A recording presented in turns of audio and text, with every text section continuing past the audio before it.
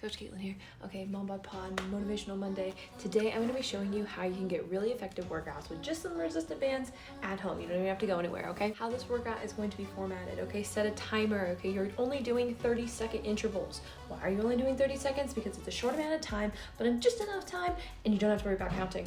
We're going to start in a standing position, then we're going to go into a seated position, then a lying down position, then we're going to be flipping over onto our hands and knees. You're going to run through this entire series 3 times. In total, it'll be about 15 minutes of work, but depending on your rests, it may take about 20 minutes to complete.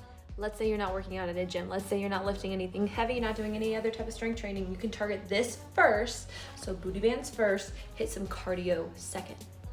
Okay, so when putting this band on, I generally like to have it right above my knees, in this area. Whenever you're doing any type of resistance training or strength training, your body is going to try to make anything possible to help you make that exercise easier. So resistant bands are no different. You really have to slow down and make sure you're working the right muscles with these exercises. So I'm verbally going to cue you as we move through this, so listen closely.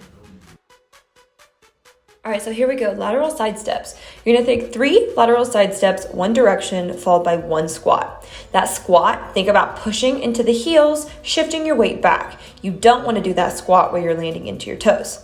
Also, watch the leading foot.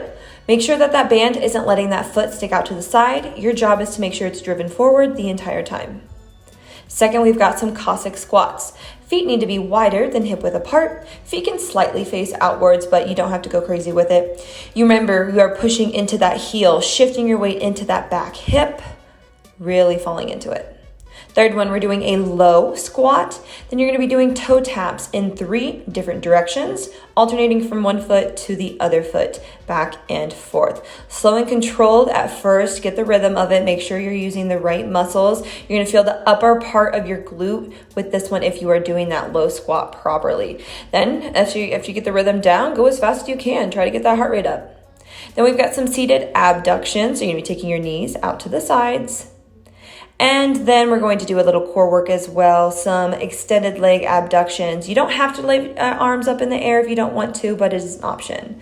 Then we're doing some glute bridges, feet hip width apart. Make sure your knees are always hip width apart. Press your hips up in the air. Squeeze your glutes as tight as you can. I'm going to show you a couple different variations. This is where you can add a wall to it. Make sure that you're starting at a 90 degrees and pressing up. Squeeze your glutes, push your hips.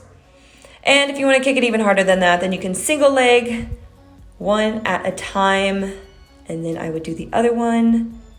Then you're gonna go onto your side. You're gonna be on your elbow, stack your hips, stack your knees, stack your ankles. You may not have a big range of motion with this one, and that's okay. Then we've got some kickback pulses. You're gonna stay in that tense position where that glute is, and you're just gonna pulse there for 20 on each side. Last one's gonna be a bear crawl hold, okay? Make sure that your feet and knees are hip width apart. You stack your shoulder, wrist, and your elbow in one line.